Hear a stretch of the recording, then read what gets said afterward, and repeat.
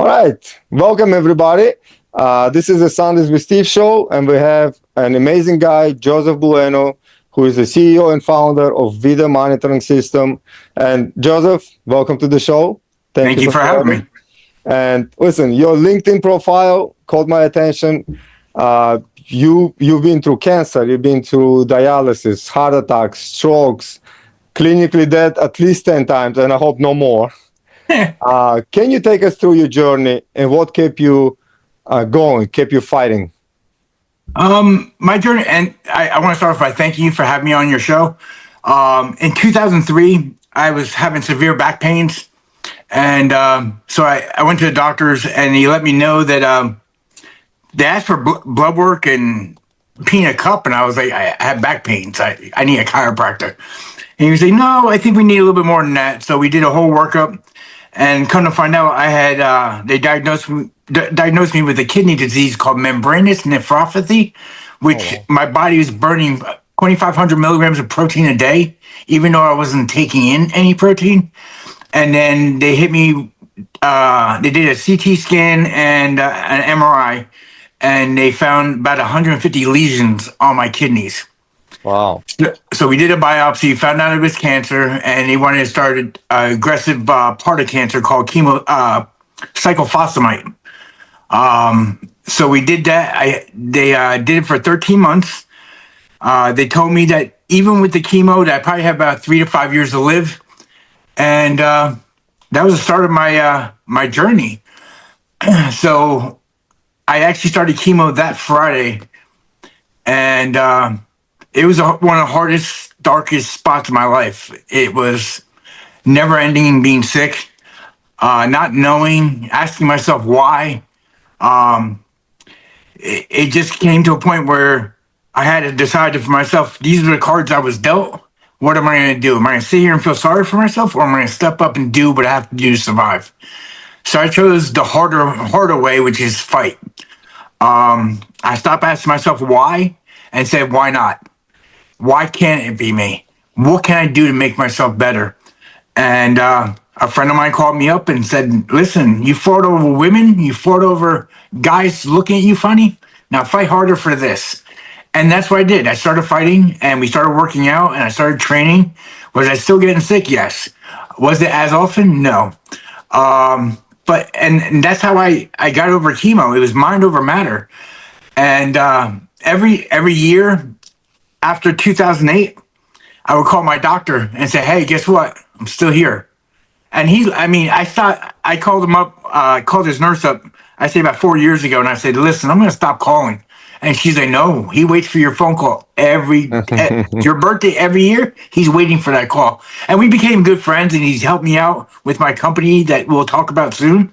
And, I can't, a negative situation, I always have to find a positive out of it. There has to be a positive out of every negative situation. You can't go through life knowing that I'm going through something negative, but you have to find something positive. Even if it's just waking up that morning, that is the most positive thing in the world. And I'm blessed for that. So made through chemo, got in the best physical shape of my life. And in 2000, I wanted to do a triathlon. It was on my bucket list. And I was like, you know what? I lost all the weight, which was great.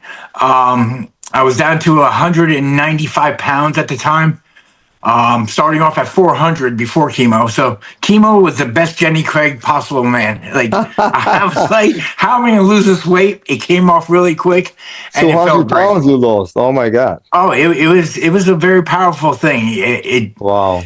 It was a tough. Chemo, I thought chemo was going to break me, and instead I rose to the occasion. So for me, it was just an awesome feeling beating chemo. It's a great feeling right now that I'm still in remission, knock on wood. But in 2010, since I was training for a triathlon for the past 3 years, and the triathlon was in the spring of 2010. I was in Myrtle Beach, South Carolina, and I went to sleep one Saturday night feeling great. I mean, I had a great workout that day, And I woke up next morning, couldn't see on my left eye. And I was like, what is Oh, going wow. on now? Well, come to find out, I had a stroke in my sleep. My heart went to AFib and went to end stage renal failure. Oh, So when I wow. went to the hospital, they were freaking out. They wanted to airlift me somewhere. And I was like, no, I'm going to stay here. And he was like, you're going to be in the ICU for 3 weeks. I'm like, whatever it takes, let's just get it done. Let's fix it. And I asked him, I said, can we fix everything? He goes, we can fix all of it. I said, let's fix it. I don't tell me the bad. I don't want to know nothing. I just want to know that if we can fix it, let's fix it. If we can't fix it, then tell me what's going on. And so I started dialysis in the hospital. I got my port in my chest, and just that was the start of 7 years of hell. Wow. And yeah, I mean, I honestly I would have went through chemo all over again than 7 years of dialysis. Wow. And that's not saying anything good about dialysis, but it keeps you alive, so it's a blessing. So while on dialysis, I had to figure out how to sit still for 5 hours a day, 3 days a week.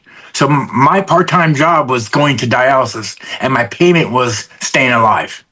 Wow. So I didn't urinate for 7 years. I just went to dialysis to get my, all the toxins taken out of my body, clean my blood, and put it back in my system. But I suffered 5 heart attacks on dialysis because you got to remember, dialysis is a business. They have to run you hard and fast because there's 10 other people that need that chair that you're in. That's unfortunate. But, as you sit there and you go through this process, it's like, wow, I'm sitting in a room with 35 other people. They're all waiting to die. I'm not ready to die. I beat Yeah. chemo. I mean, how hard can dialysis be? And it's hard. It's a mind. You mentally have to be tough about it, and mentally and physically have to be tough about dialysis. There's no you could just be one. You mentally and physically have to be ready for it. So as dialysis went through, I had the heart attacks, the major bleed outs. I've had my needles come out my arm and just fall to the ground, and blood just shooting everywhere. Oh my God. Yeah, it's crazy. And so I started. My doctor said, come up with something that we could use in healthcare system. I was like, okay, let me figure this out. And from 2015 to even today, I came up with something that would actually fix our healthcare system, which is great. And then in 2015, I got a call for a transplant at UNC Chapel Hill. I went there. You go through emergency, and they check your blood, CT scan, make sure everything's good, make sure you're not sick or anything, and then you sit and wait for 8 hours. Because the kidneys are the last thing that comes out of someone's body. Yeah. And I sat there. The doctor came in excited, and he said, "Joe, you're 98% match. You're going to get a transplant tonight." I said, "That's cool." I don't believe it until I'm there. That was my fifth call, so I've been through this routine before. So he was like, "We're going to check you in, this and that." But unfortunately, that day they had us in the ER all together, and there was a 17-year-old kid next to me, and his parents were crying, saying, "Who? Excuse me, he needs a transplant. He's not taken to dialysis." And my caregiver was a nurse, and she's like, "Joe, don't go out there." I was like, "I gotta see." So I walked over and I looked in, and he was gray. He was he was such a young kid. I went to my doctor and said, "Listen, I'm signing out." My kidney goes to him. He said, "Joe, don't do this. I'm begging you, don't do this." I'm like, "I'm leaving. I don't care. Give him the kidney. I'm not doing this." Listen, at the time I was 44 years old, I lived a great life. I lived an awesome life. He hasn't even started his. I can't go and see a kid that's suffering and not do anything for him. So I walked away. I gave him the kidney that day, and I'm so blessed that, from what I understand, my doctor said when I talked to him next, he's like, he's doing great. He's so high. He wants to meet you. I'm like, give him my number. I'll call him. Let's go. Let's talk. Wow, that's amazing. Yeah, man. That is something very, very noble of you. Like it gives somebody a life. You have to. Yeah, I mean, I didn't know if I was going to make it the next year. I didn't know if I was going to make it 6 months. Give him that shot. He's young enough. He's healthy. Other than kidney failure, he's healthy. give it to them, and that's what I think anyone in the same predicament as I was would do the same. I want to hope that some people would do that. And then the following year, I got my transplant, and her name's Kelly. She was a mother of three. She was a daughter, a wife, and a mother. She died 2 weeks after her 11-year-old's birthday. Oh, wow. So to me, I wrote a letter to his family in October, thanking them for their mom's death. For their mom's death. I mean, how do you do that? I mean, I'm writing a letter saying thank you for allowing me to live, but sorry that your mom had to die for me to live. That's a hard pill to swallow. For sure. So I opened up a foundation years ago, helping as many people as I could get on that transplant list by getting them to the same ways that I got through it.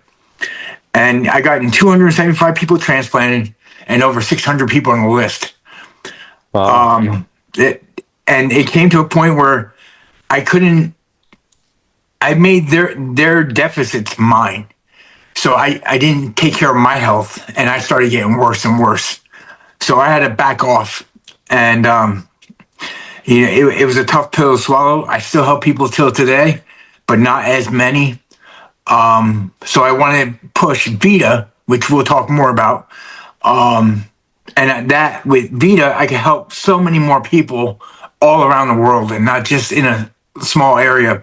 I can actually really make an impact in this world. So, and that's what I did. I put the foundation on hold, put myself in a better position health-wise, where I can actually help more people. I can't help people that can't fix themselves. They don't want to fix themselves. I can't help you. Yep. And I won't waste your time, and you won't waste my time.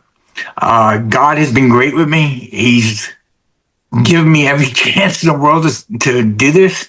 And without my faith, I'm nothing. So, after going through all that, and to date, I have died 10 times in 23 years.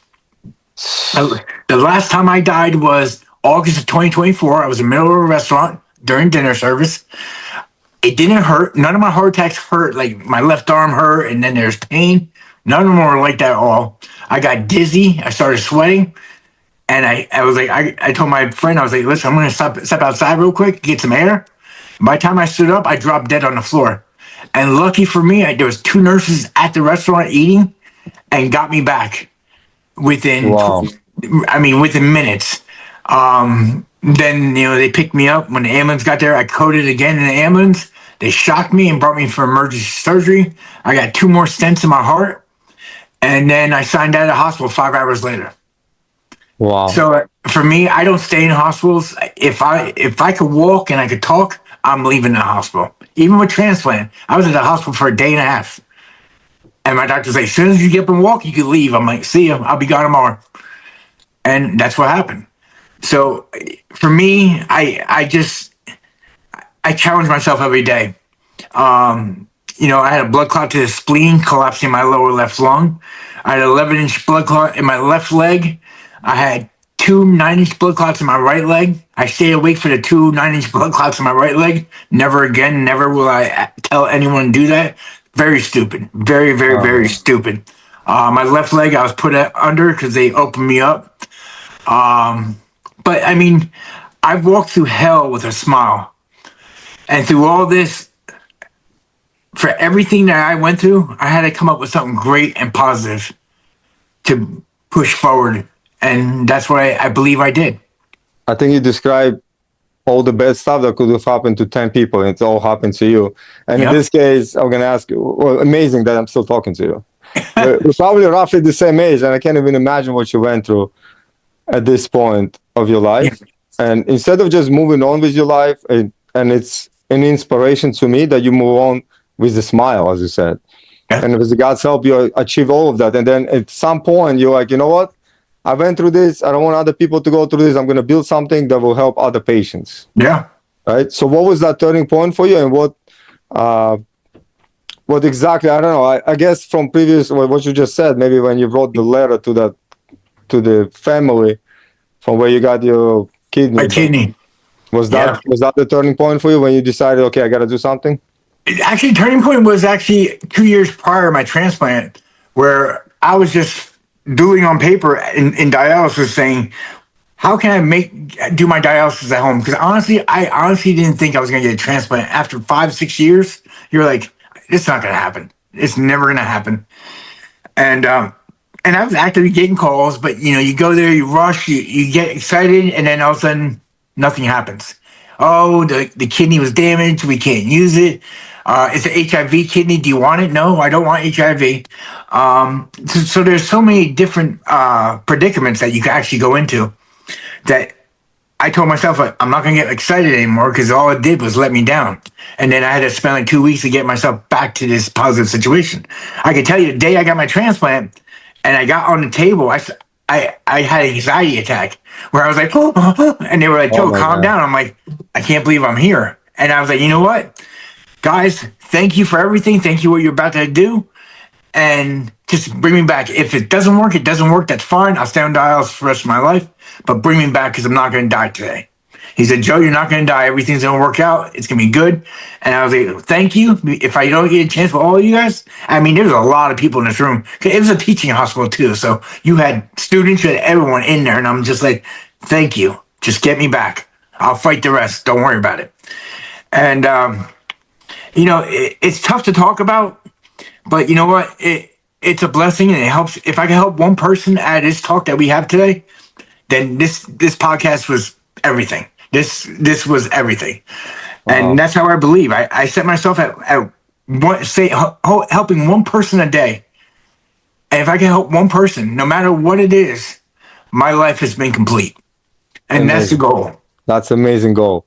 So after going through all of that, without the fact that you didn't give up, which is a kudos to you, is impressive as it gets. You're the now CEO of the VIDA Monitoring System, and you just told me VIDA, not now, but right before the call, that VIDA in Spanish means life. So you Yes. created life monitoring system. Yeah. And for somebody who hearing about VIDA for the first time, what is your company do? What problems are you solving today in healthcare system that healthcare system still struggles with, and it could use your system to help? So our healthcare system in the United States is reacted. You come in and you have a heart attack.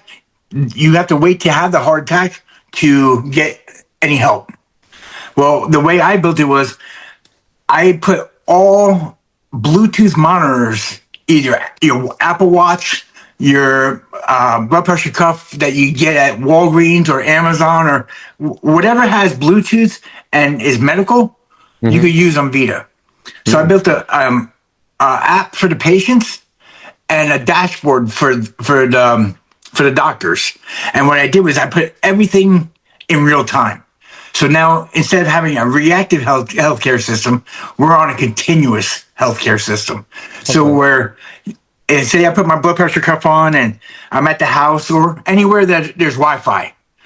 I have my blood pressure cuff on and say my blood pressure spiked to 290 over 110.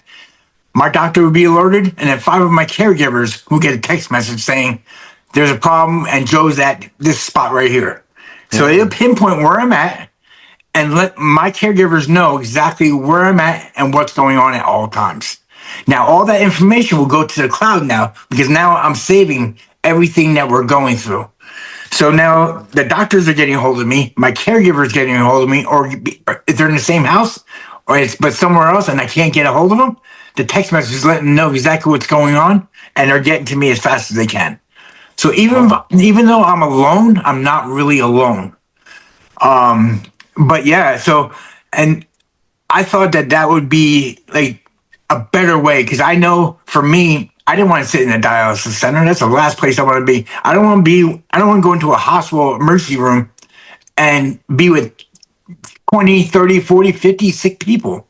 I'm immune Yeah. compromised. I can't afford to have that a disease. They don't clean every time someone gets up off a chair. They don't clean the doorknobs. They don't clean everything. I have a paper mask on. That's not going to save me. someone sneezes towards me, that's not going to save me. I'm going to get what they have.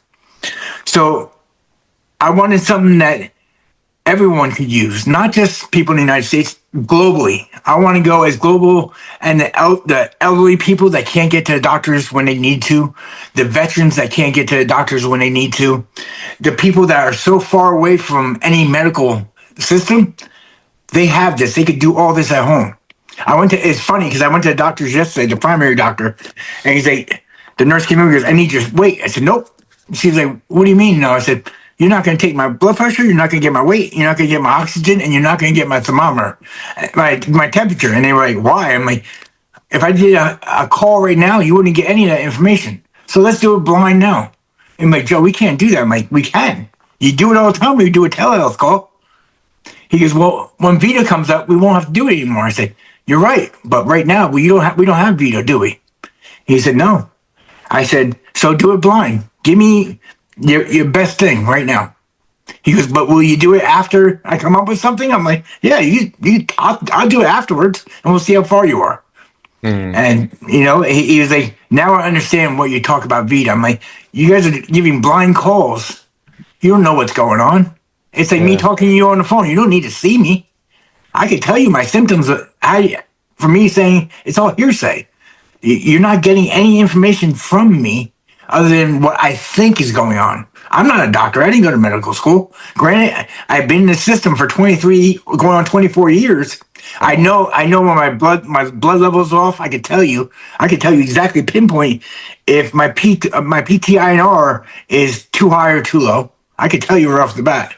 I'll go in and say it's at about 2.5, and they're like, it's 2.4. I'm like, done. So I know my body better than anyone, and so the doctors really listen to me when I talk.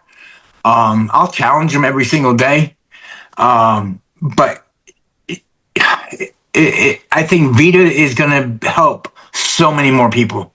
It really is. I mean, just knowing that I could be in a restaurant and I don't feel good, throw the blood pressure cuff on, and know that someone's watching it. Even though they're not there in front of me, someone's watching. I could go into the bathroom, put it on, and my doctor will see it really quick. He'll get alerted right away if something should go wrong. It could go too low too, and the same thing. And that's with everything. We need continuous. Once I leave the doctor's office, I need to know that they are still seeing me.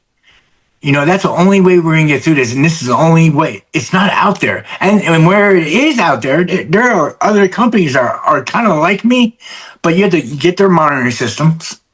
You have to purchase their monitors. I don't want anyone to purchase anything. I want, you probably already have the Bluetooth, all the Bluetooth stuff already at your house already. Why not use it for the full max? I mean, you could email your doctor. I know I've emailed my doctor my blood pressure before. I'm like, did you see my emails? Joe, I haven't opened my email in like a month. So why am I sending you this stuff? You're wasting my time. It's not getting to you. Yeah. I mean, I've done my chart. I've done everything. And they don't get it. So now they have no choice but to get it themselves. So they'll see everything. I mean, they don't have to react to it. But there's a log into my cloud where it's taken on my phone through from each monitor, and they're keeping a record on it on their end. So we both have my medical records. Now I don't have to go ask them for my medical records. I already have it on my phone. It's in my cloud. So if I go on vacation and I get sick, the doctor is going to see me. But here, there you go. You can download it, whatever you want to do, or just look at it. There it is. Thanks. So to me, I think that's a better plan than the plan that we have right now. And like I said, there's other telehealth companies. They have their they have their own monitors. But then, how am I going to ask someone who could barely make it by, who's not the richest of rich, to pay for a monitor that they can't afford and a service that they can't afford? I want everyone to be able to have this. This is something that should be out there for everyone. The way I get paid is I have a subscription fee for the doctors, where the doctors are going to make, say the doctors have 100 telehealth calls, which they're going to have a lot more than that, trust me. But for instance, 100, they have 100 people on VIDA doing a telehealth. Mm-hmm. They'll make between $12,000 and $18,000 a month. Now that's something that it's like, wow, they can actually make that much money. Yeah, they can, because they're getting paid by RPMs, and the RPMs have been out there for a while now with being blind. Now we have the equipment to say, here, now we can get true readings, find out exactly what's going on. We can track you, and here we go. And that's what we need. No doubt in my mind, that's what we need. And with the other monitors, you get a monitor. Other family members can't use that monitor. Only I can, because it's only hooked up for my stuff. So they have to buy one. They have to pay $80 to $100 for another one and another one. Listen, you get a blood pressure cuff with Bluetooth blood pressure cuff, your whole family could use it. I don't need to say, oh, you gotta buy 10 of them or not. No, use it. You can buy one of each. You guys all come together, chip in for it. Me personally, I would go for like a mid-grade to a high grade, because this is your life you're talking about. Mm-hmm. But if you can only afford a $13 blood pressure cuff, I have one right here, $13. It works just as much as the most expensive one. So to me, if that's all you afford, that's all you can afford. But at least you're covering yourself throughout all this. And if you can't say, I can't get to the doctors, have a telehealth call. Download VIDA, put all your information in, and it's there. And that's what we need to do. We have to take care of each other, because if we don't take care of each other, this world's getting worse and worse. 100%. We got to get rid of this negative thing and start being positive and pushing for a better way. And I believe I got the better way. Nice. Feels like it's not only the obvious reasons where you get all this information to a doctor or the loved ones. It's also the peace of mind that you have, that if something were to happen to you and you're not able to react, or your family members, your caregiver, whoever is involved with it, they'll know, right? Yeah. And if you have a peace of mind, less likely that you're going to get to a certain point, because a lot of the sicknesses, as far as I know, it's caused by stress. Obviously, bad food, but stress is like number one. I feel the killer. That is amazing what you did. But looking ahead, right? Looking to the future. Okay. Say 5 years from now, based on this conversation that we have, what would success look like? Not just for VIDA, but also for healthcare in whole. Like, you feel that every hospital, every healthcare organizations are going to move towards making it easier. Like the way you explain it, it's amazing, right? If every company, every hospital would have that, it would avoid so many lines, so many issues, so many false trips to the hospital. Like, exactly. What is the success in your mind? My goal, and I shoot for the stars, because honestly, I'm on borrowed time. I can tell you that chemo did a number on my body. So I'm on borrowed time. So I set my goals really high. In 5 years, I want to be globally. I want every person in this world to be able to have VIDA. Is it a goal that's probably going to happen? I don't know. I'm trying. But it also helps insurance companies. Insurance companies, if the doctors could see what's going on in between visits, they could. If they start seeing like my blood pressure spiking a little bit, they could address it at that moment, where I don't have to go through another heart attack or stroke, and I don't need to go to the ER, which is the last place I want to be. But that helps insurance companies, because every time someone walks into a hospital, it's $15,000 just to walk in. So if you think of that, it's a lot of money. Yeah. And a lot of people go in there because they're scared, or they don't know, and we need to educate people. People need to educate themselves on their lives. If you want to live a righteous life and live healthy, you got to lose the weight. You got to, know exactly what's going in your body at all times. It's crazy how life has been. And I honestly believe that within 5 years, VIDA will be global. And that is the goal, is to help as many people as I can with VIDA. I hope you achieve this goal sooner than 5 years. I hope so too. Which leads us to the next question. It's probably the final question, but at the end, I'll probably ask you to give us some message to the youth or whatever, how to preserve your health and stay healthy. But as one of the questions, because we talk about AI in this Yeah. podcast, and where do you think AI fits in this healthcare industry? Can it help the doctors provide the better care without replacing the human connection, human touch? Because it's very important to do that human to human connection. But AI could possibly make it better. But I've always, whenever somebody's talking AI globally, and there's so many cases where AI can hallucinate, right? They came up with a case when it's not even there. But can we trust AI in that? And also, where do you feel like it fits in there? Well, I can tell you where AI, how it fits with me and VIDA. AI will be my customer service for the doctors and patients.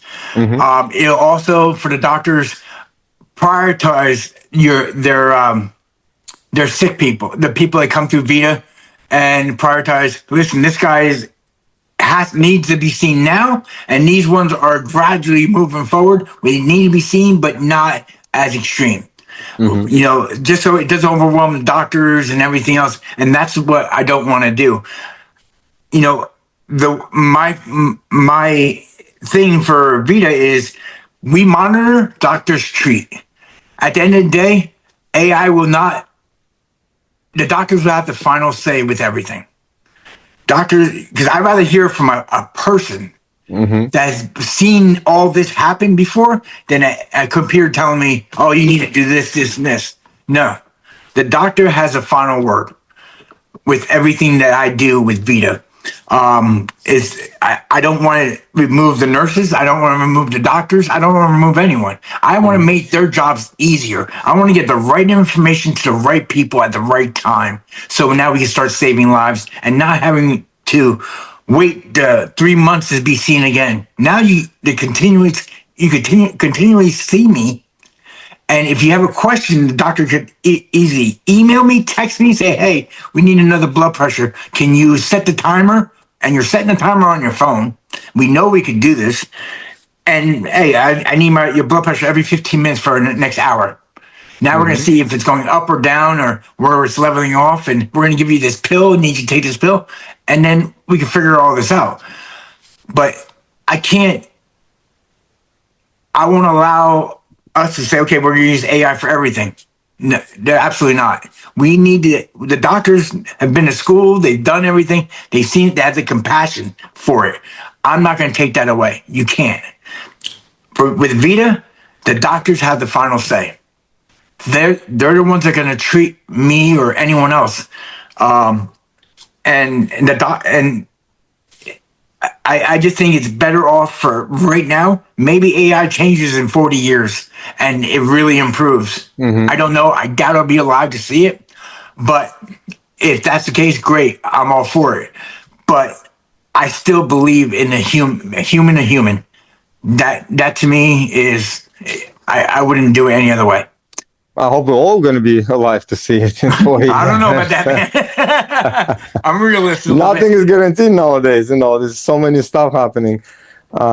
So before we even get to the final message from you, right? Yeah. First, and I would like, if you can, the final message of how people should improve their health, but also how would you want your legacy to be after 120 years in this earth or whatever, that they were like, oh, remember that guy Joe? He helped 100,000 people, million people, billion people. Like, that's the last one. But before that, where can people find information about you? Where can they follow you? Where they can follow your journey, first of all, but second of all, to actually get VIDA, right? Get that system and get help that will helpful to them and to doctors and everybody in between.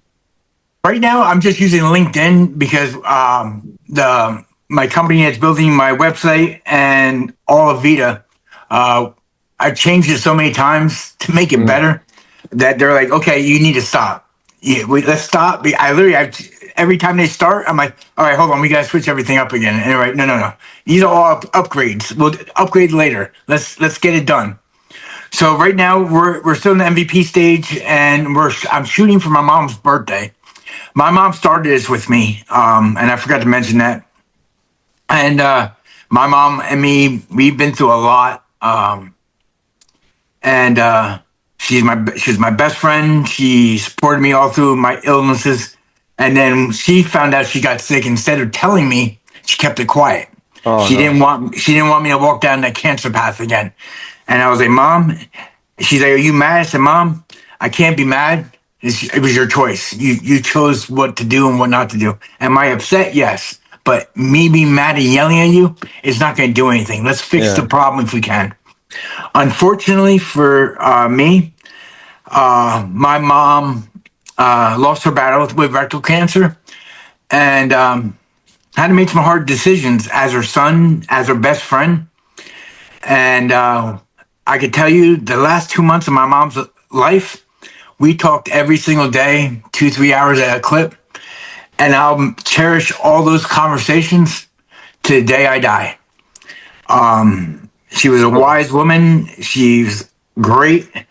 But every son says that about their mother. You know, there's nothing. But my mom was. I'll share this because it'll be my book, and it wouldn't matter anyway.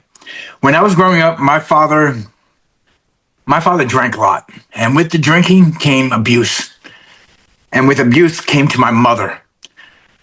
So when I was 7 years old, I started calling my father a coward for beating up on my mother. So the beatings came to me, and I took every one of them proud of it because I knew my mother was safe now. So me and my father were oil and water for a very long time. And until they got divorced, even after they got divorced, I wouldn't talk to my father. I had nothing to say to him. But don't get me wrong, when he was sober, he was a man I wanted to be. But that was very far in between. I took the beatings, and after a while, you just get used to the beatings. It's something that shouldn't happen, but it did. You're growing up in the '80s. You're getting a beating. So for a while, and finally, my mom said to me, she goes, "Joe, forgive him." And I was like, "Can't do it. I can't." She goes, "Joe, it's not for him. It's for you. You got to let this go, because if you don't let it go, you'll never grow." So I thought about that for a while. And one year, my father called me for my birthday, and he called every year, and I hung up on him. And one year, I didn't hang up. And he said, "You there?" I'm like, "You got 30 seconds. What do you need?" He goes, "I'm sorry, and I want to talk to you." So I talked to him, and we had a good 2 years before he passed away. He had a leaky valve and went in for surgery, made it through surgery, and then had a massive stroke 10 hours later. Wow. But I can finally say that, I'm not living with regrets. I made that amends, and I made it at a right time. Do I wish I had more time? Yeah. Should I have sucked up before? I could have, but I didn't feel it. So for me, I got to say, my piece to my father before he went. And honestly, and I get asked this a lot, if I going through from 7 years old to 17 years old and getting the beatings and mental abuse of a drunk, I honestly don't believe I could have made it as far as I did. Because he forced me to grow up. He forced me to be mentally tough. He forced me to take the beatings. By the time I hit 17, I started laughing. I was like, "You hit like a girl, dude." I got so used to it where I was just like, "Dude, why don't you stop? Because you're not doing anything." I mean, would he leave bruises? Yeah. Would I have to wear long sleeves during the summer? Yes. But at the end of the day, he wasn't hurting me anymore.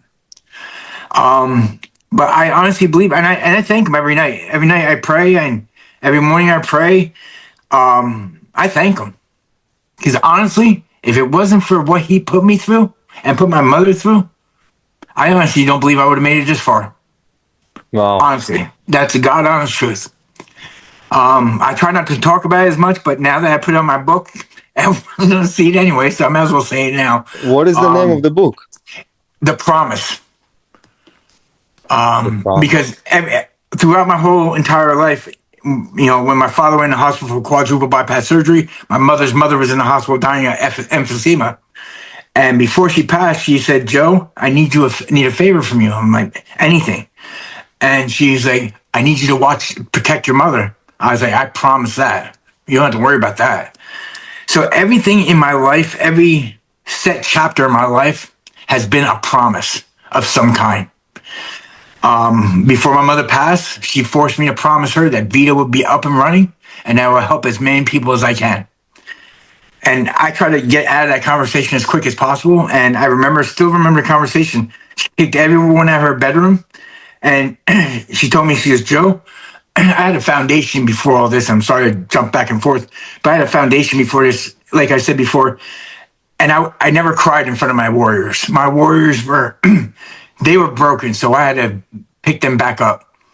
And my mom said, you can't cry in front of me. I'm one of your warriors now. I said, Mom, I can't make that promise.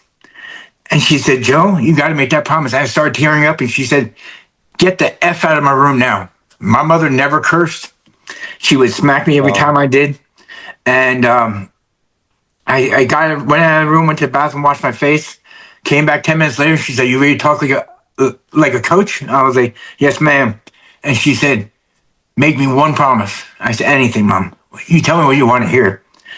She goes, and you follow through with this. I said, Mom, I never make a promise I don't intend to keep. She goes, you push VIDA, you build it, you be great about it, and you help as many people as you can. And I looked at her for a while. I didn't answer really quick. I looked at her and she had a tear in her eye, and I said, Mom, I promise you that. I don't know when it'll come out, but I'll do my best to get it out as quick as possible. And then 2 weeks later, she passed. So for me, I don't make a promise I don't intend to keep. My mother's my world. I protect her for a long time. And I need to make her proud because she was a force to be reckoned with now. She'll be a force to be reckoned with if I don't succeed from up there. And I don't even want to find out if it could happen. But yeah, so this is a promise to my mother. And one day I'll have a tattoo on my arm saying, promises made, promises kept. And Amazing. And that's why VIDA, I'm pushing so hard for VIDA right now. That's amazing. Amazing journey. This is, I'm really, really glad that we connected, that we joined on the call and we talk about it, because it's not only, like individual case. This affects everybody. Yeah. It affects everybody. And I'm really glad that your mother made you promise that and you're keeping your promise. God bless your mother. Sorry for your loss about her, but a lot of good things came out of it. Bad things happen to everybody, but what is the outcome, right? What is the outcome of it? That's what's important. Exactly. And and like I said before, you have to find through every negative thing in this world, you have to find one positive. Even if that day is, I just woke up, that's it. You know what? That's enough. 100%. You try to find other positive things that happen in your life, but if just waking up is the only thing you can find for that day, it's enough. And just push forward. It's easy to be negative. It's easy to say, I can't.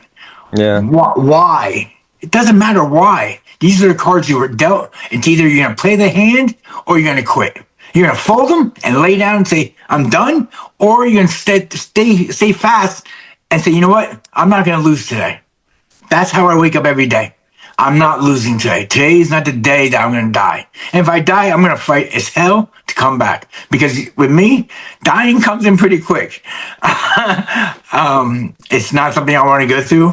And I try to, I try to eat healthy. I try not to I stick away from all the junk food now. If I need an energy drink, I allow myself 2 a week, and that's it. Because my heart doesn't need it. My blood doesn't need it. And I try to eat as healthy as possible. No processed food, no chips. I stick with a lot of vegetables.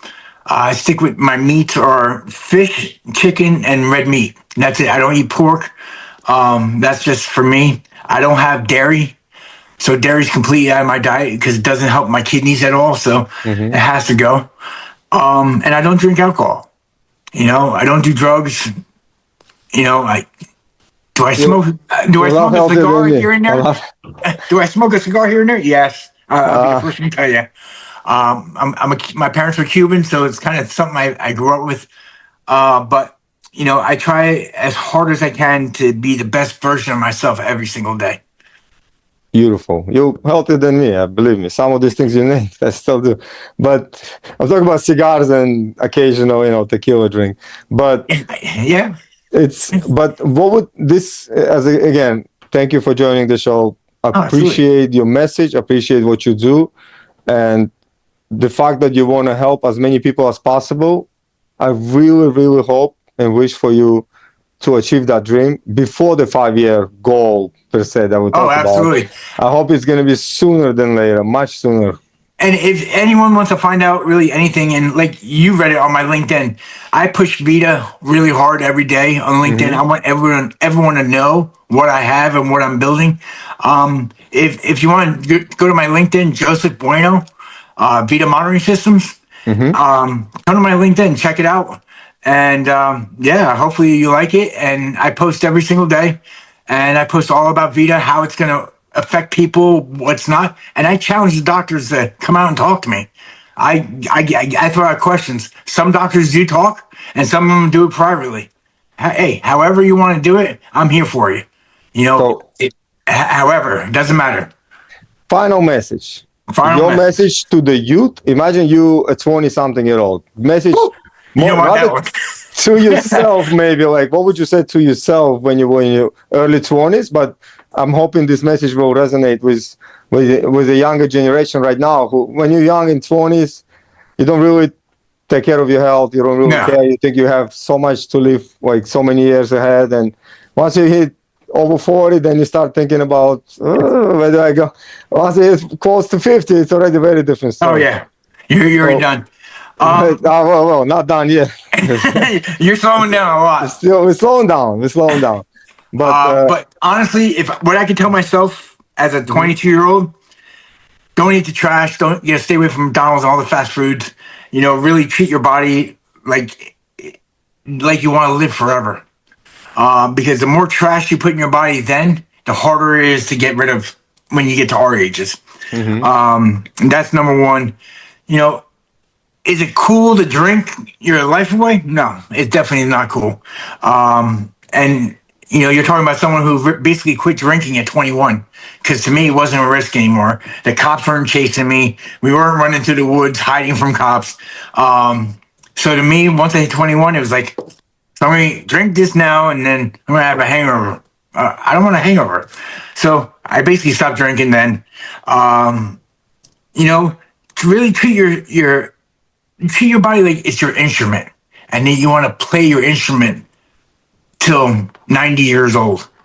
But if you want to get to that 90 years old, you got to take care of it then, because as you get older, it's a lot harder to take care of your body. And I'll wait another 5 years and I'll start early and maintain it until you get to that point. I dropped off because I got depressed during everything I've done. I've lost 87 pounds since December. And that's just being on a very strict diet. I walk as much as I can. My problem is I have neuropathy as well. So every time I walk, especially barefoot, it feels like needles are going through my foot and all the way up to my hips.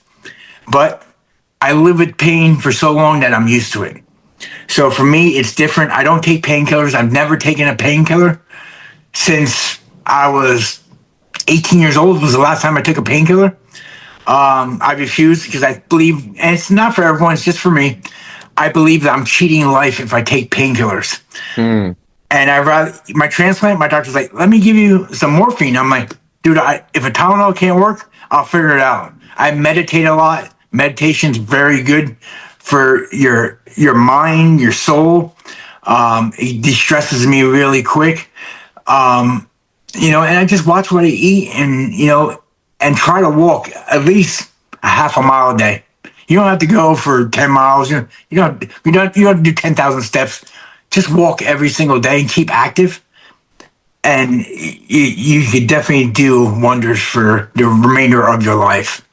And that's what I would do. I'm not going to sit here and preach to people how to eat, how to drink, because honestly, at the end of the day, they're going to do what they want to do anyway. They're going to go to McDonald's and have that soy burger or whatever they want. they're gonna eat that. But I'd rather eat cleaner than actually eat garbage. Like this morning, I had to go to downtown Miami, and I was just like, "Oh, this is gonna suck. I'm starving, and I'm on an 18-hour fast, and I do an 18-hour fast every single day. And every week, I change up my hours up. So I'll have lunch every day. Lunch every day. That's it, and just one meal a day. And this week is only dinner. So I'm like, oh my God, I gotta make it until dinner. This is gonna be hard. But I just crushed 28 ounces of water a day. That's my cap.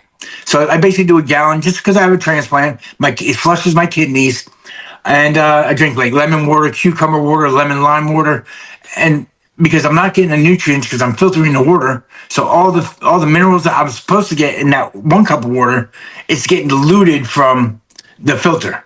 So I'm not getting all the minerals out. And I also do a pinch every morning, a pinch of sea salt, either the pink Himalayan salt, and I put it underneath my tongue, and I drink water.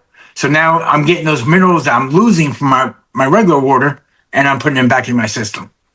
Nice. You know, these are all the little things that you could do. But yeah, I mean, I'm not going to sit here and tell anyone to do anything. This is what I do. It works for me. And that's all I could tell you. How it's going to work for someone else, because you could tell, hey, I did the same thing as you, but it's not working. Well, you got to adjust it a little bit and make sure you're not eating the chips in between and all the saturated fats that you're doing in between.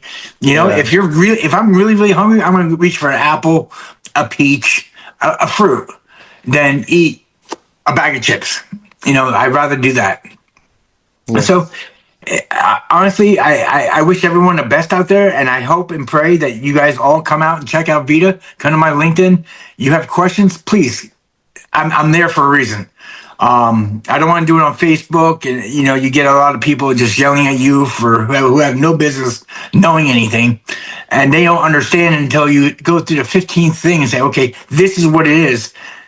And how I'm building VIDA is, even for the doctor side and for the patient side, for the app and for the dashboard for the doctors, I told my coding company, I need a 7-year-old to be able to open this and be able to figure it all out.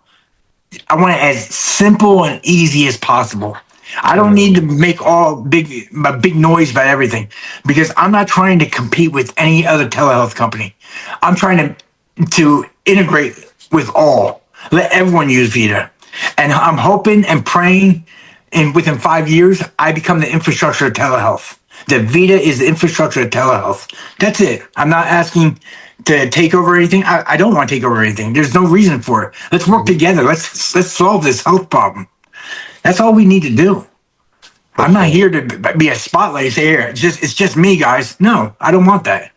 I want to integrate and help everyone. Let everyone help each other, and let's push forward. That's where I see. That's where I see in 5 years of my goal. I have a feeling you achieve that. I hope so. It's a proper goal you're setting, helping everybody else.